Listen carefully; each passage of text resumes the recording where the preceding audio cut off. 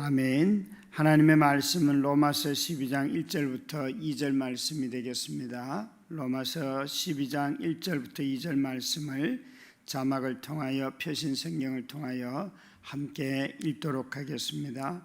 그러므로 형제들아, 내가 하나님의 모든 자비하심으로 너희를 권하노니 너희 몸을 하나님이 기뻐하시는 거룩한 산 제물로 드리라.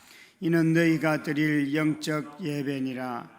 너희는 이 세대를 본받지 말고 오직 마음을 새롭게 함으로 변화를 받아 하나님의 선하시고 기뻐하시고 온전하신 뜻이 무엇인지 분별하도록 하라. 아멘. 바울 사도가 이 로마서를 쓰면서 로마서 1장부터 11장까지는 교리를 설명하시고, 그리고 12장부터 16장까지는 이제 우리가 실제적으로 어떻게 살아야 되는가 하는 것을 기록하면서 가장 먼저 교리를 설명하고 난 뒤에 우리가 해야 할 일은 예배 드리는 것이다 라고 말하고 있습니다. 그래서 이 예배를 드릴 때에 어떤 동기로 먼저 드리는가 하면 바울 사도는 이렇게 말합니다. 그러므로 형제들아, 내가 하나님의 모든 자비하심으로 너희를 권하노니, 바울 사도는 앞에 설명한 모든 교리들을 한마디로 이렇게 말하고 있습니다. 하나님의 자비하심이 우리 가운데 나타난 것이다. 하나님의 선하심이 이 교리 속에 너무나 가득하다. 특별히 그리스도 예수를 통하여서 우리에게 하나님의 모든 자비하심이 이렇게 드러나서 내가 하나님의 모든 자비하심을 따라서 너희들 권한다. 여러분, 예배는 우리가 와서 무엇을 믿고 경험하기 전에 먼저 하나님의 성품이 이러하기 때문에, 또 우리 삶에 하나님의 자비하심을 알기 때문에 우리 모두는 예배 드릴 수가 있습니다. 예배 와서 은혜를 받아서 하나님의 자비하심을 깨닫는 것이 아니라 예배 드리러 올 때 벌써 우리는 하나님이 이런 분이다 하는 것을 알고 있습니다. 바울 사도는 모든 하나님의 자비하심이라고 했습니다. 그가 예배 드리는 동기입니다. 예배는 우리에게 지금 무엇이 부족해서가 아니라 하나님이 우리 가운데 행하신 일들을 알기 때문에 예배하는 것이고, 그 하나님을 향하여서 우리 자신의 응답이 예배가 됩니다.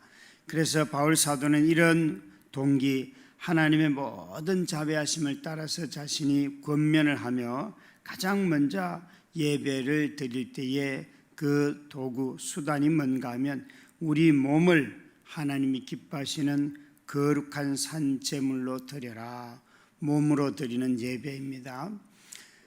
구약과 신약의 차이는 알고 계시는 대로 구약은 짐승을, 사람을 대신하여서 잡지 않습니까? 그러니까 구약의 예배는 다 짐승이 죽어야만 해요. 대신해야 됐기 때문에. 그러나 신약의 예배는 죽는 것이 아니라 살아있는 예배를 드리라고 말씀하세요. 이 산 예배, 산 제물은 우리의 삶입니다. 그래서 신약 성경은 예배라는 이야기를 할 때에 우리의 삶과 가장 밀접한 관련이 있죠. 이 예배는 우리의 삶을 하나님의 뜻대로, 하나님의 성품대로, 하나님이 우리에게 가르치신 방법대로 살지 아니하면 예배가 될 수가 없습니다. 그래서 교회에서 또 예배 시간에 예배 드렸다가 아니라 예배 드린 것이 삶을 통해 순종으로 드러날 때에 우리가 예배 드린다라고 말하게 되지요. 그런데 여기에는 이는 너희가 드릴 영적인 예배니라라고 말씀하시면서 영적인 예배라고 한 이 단어, 영적이라는 단어를 관주를 옆에 찾아보시면 거기 2번 이렇게 적혀 있는데, 다 찾아보시면 여기에 합당한 또는 헬라어로 하면 합리적인, 논리적인, 이성적인, 생각하는 이런 뜻이 있는 단어입니다. 그러니까 예배를 잘 드렸다라고 여러분 말씀하시려면 내 느낌이 좋아, 내가 생각하던 것이 오늘 설교 중에 예화로 나왔어, 이런 것이 예배 잘 드렸다가 아니고요, 예배를 드리고 난 뒤에 하나님이 어떤 분인지 떠오르고 내 삶 속에서 하나님이 지금 어떻게 일하셨는지 자신이 깨닫게 되고 생각이 먼저 깨달아져야 하는 것이 예배의 아주 중요한 핵심적인 요소예요. 모든 미신들은 생각 필요 없습니다. 복을 주신다 그러면 돈을 더 많이 내면 되고 윤리적인 거 생각할 이유가 하나도 없습니다. 그런데 하나님은 우리에게 예배 드렸다라고 할 때에 항상 이성적이고 생각하고 또 우리 모두가 다 논리적인 사고들을 하게 됩니다. 그래서 우리가 드릴 예배는 무아지경에 들어가는 것이 아니라 생각이 더 또렷해지고 분명해져서 하나님의 뜻을 따라 순종하는데 우리 모두는 다 생각을 통하여 벌써 예배하게 되는 것입니다. 그래서 이런 예배를 영적인 예배라고 하는데 이 영적인 예배의 특징은 우리 몸이라고 하는 것은 지정의 우리의 인격 전부를 드리는 것을 말합니다. 구약의 신명기 말씀으로 한다면 마음을 다하고 뜻을 다하고 힘을 다하여 주 너의 하나님을 사랑하라 하는 그 말씀처럼 우리의 지성을 다해야 하고 우리의 힘을 다해야 되고 우리의 의지를 다하여서 하나님을 사랑하는 것, 그것이 바로 예배입니다. 다드림 교회의 제 첫 번째 목적이 뭔가? 존재하는 목적은 하나님을 영화롭게 하는 예배 드리는 데 있습니다. 이것은 함께 모여서 드리는 이런 소위 말하는 공적인 예배, 맞습니다. 여러분, 온 성도들이 모여서 제일 먼저 해야 할 일들은 함께 예배하는 일입니다. 이번 본당 공사를 하면서 제일 염두에 많이 둔 것은 어떻게 하면 예배 집중을 잘할 수 있을까 하는 것입니다. 이전에도 물론 예배를 드렸지요. 그러나 이전에 예배 드릴 때는 방해받는 요소가 정말 많습니다. 저는 그것을 가볍게 그동안 생각해 왔습니다. 그런데 가만히 돌아보면서 내가 예배 드리는 데 있어서 그것을 가장 중하다 여기면서도 가장 아끼는 부분이 예배인 것 같아요. 예배를 드리는 모든 면에 있어서. 그래서 환경부터 먼저 바꾸고 예배에 집중하고 찬양하고 기도하고 하는데 필요한 공간을 만들자. 이 공간도 사실 좀 아쉽습니다. 마음 같아서는 말씀과 기도할 수 있는, 찬양할 수 있는 완전히 독립된 공간, 방해받지 않는 공간을 만들고 싶습니다. 그렇게 하려고 하면 옆에 있는 저 넓어진 복도에 저 교제하는 공간은 보통 성도님들이 앉아서 교제할 때 이곳에서 청년들이 예배를 드리고 있습니다. 그러니까 저 자리에서는 교제를 넉넉하게 할 수가 없어요. 웃을 수도 없고 저곳에서 성도들이 막 대화를 크게 할 수도 없고 그런 장소예요. 그러니까 항상 이쪽에서 예배하고 있고 저쪽에서 교제하고 이게 잘 안 맞아요. 저는 늘 생각하지 못했다가 목회를 하면서 목회할 때 항상 공간은 예배 공간과 교육 공간, 예배 공간과 교제 공간이 확연하게 구분이 돼야 된다. 그렇지 않으면 항상 교회를 하면서 큰 어려움을 겪게 된다 생각이 돼요. 저 공간이 정말 넓어졌지 않습니까? 그런데 활용도는 굉장히 낮을 수밖에 없습니다. 왠가 하면 그 교제할 그 시간에 이곳에서 예배하고 있기 때문에 다들 굉장히 조심스러울 것입니다.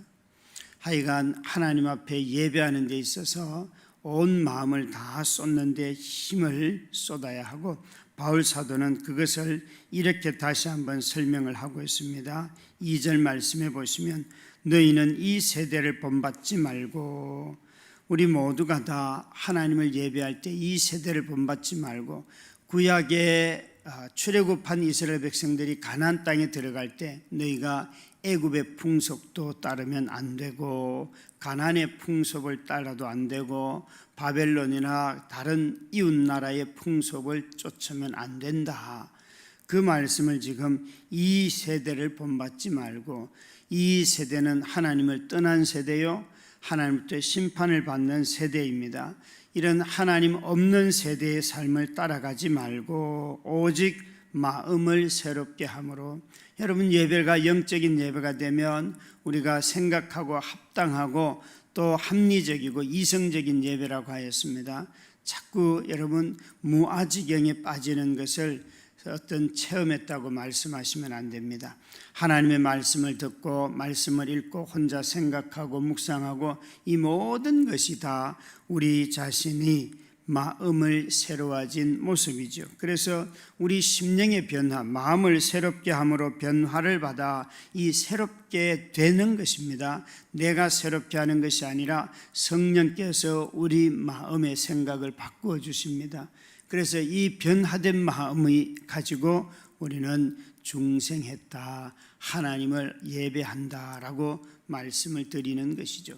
우리 사랑하는 성도 여러분, 정말 마음을 새롭게 하는 것은 하나님이 너희 마음에 내가 있어야 한다, 마음을 다른 어떤 것에도 빼앗기면 안 됩니다.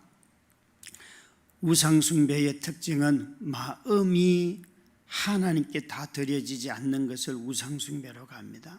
그래서 우리 마음은 오직 하나님 한 분만 섬기도록 지어졌고 그 마음의 처소에 삼위 하나님이 계실 때에 우리의 심령이 변화됐다고 말씀드리는 거죠.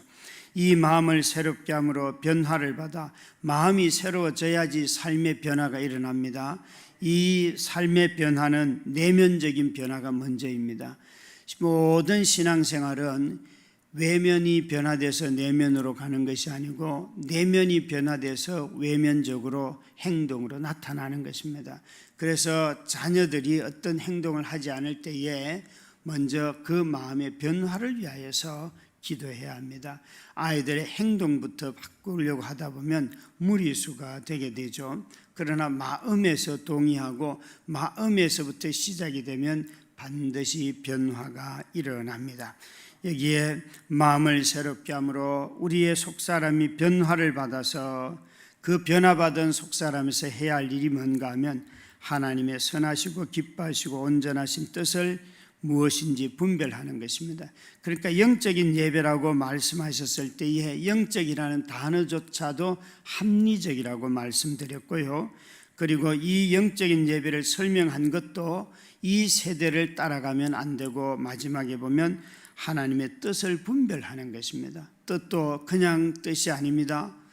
여기에 선하시고 기뻐하시고 온전하신 뜻, 선하시고 기뻐하시고 온전하신 뜻. 예배를 잘 드렸다라고 할 때 누가 기뻐해야 하는가 하면 내가 기쁜 게 아닙니다. 하나님이 먼저 기뻐해야 합니다. 우리는 자주 하나님이 기뻐하실까를 잊어버리고 내가 기쁜가를 너무 찾고 있어요. 예배 드리고 난 뒤에 내 감정만 막 충만하고 하나님이 어떻게 생각하는지 잊어버릴 때가 많지요. 여러분, 먼저 하나님의 감정이 그렇고요.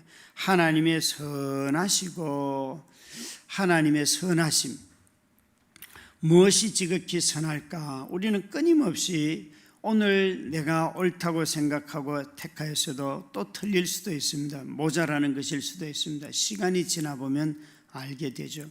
이런 공사를 하다 보면 예전보다 실력이 월등히 나아진 게 사실입니다. 정말 제가 생각해도 자랑스러울 정도입니다. 저 앞에 지금 창고 만들었잖아요. 제가 저건 어떻게 만들었는가 하면 강목을 하나하나 대서 한 게 아니에요. 짜가지고 집어넣은 거예요, 저게. 그래서 제가 이 말씀 드리는 게 어떤 공간을 보고 짜서 집어넣는 거는 목수들이 하는 일인데, 내가 이제 경지에 도달했구나. 이게 저 밖에서 짜서 와서 딱 밀어 넣었더니만 딱 맞는 거예요. 얼마나 기분이 좋은 줄 아세요? 이건 처음 할 때는 있을 수 없는 일. 처음 할 때는 강목을 하나 잘라도 다 틀렸어요. 톱날을 계산을 못해서 강목을 다 못 쓴 것도 많고, 근데 이제는 그런 단계가 넘어가는 거예요. 이제는 톱을 갖다 대면 거의 정확하게 자를 수 있어요. 그게 여러분 시간이 지나면서 점점 생각이 달라져요. 어떻게 하면 이게 제대로 자로 측정한 그대로 나온다, 이게 보여요. 그래서 짜서 넣을 수 있구나 하는 걸 알고 나니까 일이 엄청 쉬워지고요, 빨라져요. 정말 여러분, 하나님의 선하신 뜻은 이와 비슷한 겁니다. 우리는 자꾸만 하나님의 뜻이 뭘까, 그 다음에 또 얘기해 보면 온전하신 뜻입니다. 온전한 뜻. 그냥 대충 다닙니다. 하나님 앞에 구별되어 드려야 하고 하나님 앞에 거룩하게 되어야 되는 생각입니다. 그래서 계속해서 우리는 하나님의 뜻을 분별하도록 애를 써야 합니다. 오늘도 생활하시면서 이 영적인 예배의 특징은 생각하는 데 있다는 거예요. 마음이 변화를 받고 난 뒤에 그 마음에서 끊임없이 하나님을 생각하고 그분의 뜻을 따르는 것, 이것이 바로 우리가 드릴 영적인 예배입니다. 이런 예배는 이른 아침에 지하철을 타고 가면서도 얼마든지 드릴 수 있습니다. 여러분 다 일을 하면서도 얼마든지 하나님의 뜻을 분별하고 일하면 그것이 바로 우리에게 주신 하나님의 예배가 됩니다. 오늘도 이 예배를 마음껏 삶 가운데 누리시기를 주의 이름으로 축원합니다. 기도하겠습니다. 합심하여 함께 기도문을 읽도록 하겠습니다. 공의로우신 하나님, 우리에게 찾아오시고 우리를 의롭게 하심을 감사합니다. 오늘도 변화된 우리를 사랑하며 십자가를 자랑하며 살게 하옵소서. 세상의 거짓된 유혹에 속지 않고 하나님의 부요함과 풍성함을 붙들게 하옵소서. 더 나아가 반석 위에 세운 다드림 교회가 하나님 나라와 의를 구하는 교회가 되게 하옵소서. 시작된 본당 리모델링 공사가 잘 마치게 하심을 감사합니다. 일하는 동안 우리 모두의 안전과 재정을 채워주심을 감사합니다. 식사와 간식을 들고 찾아온 성도들과 보이지 않게 여러 필요들을 넉넉히 채워주는 성도들을 주심에 감사합니다. 이곳이 하나님의 음성을 들으며 기도하고 예배하는 공간으로 채워지게 하옵소서. 예수님의 이름으로 기도드립니다. 아멘.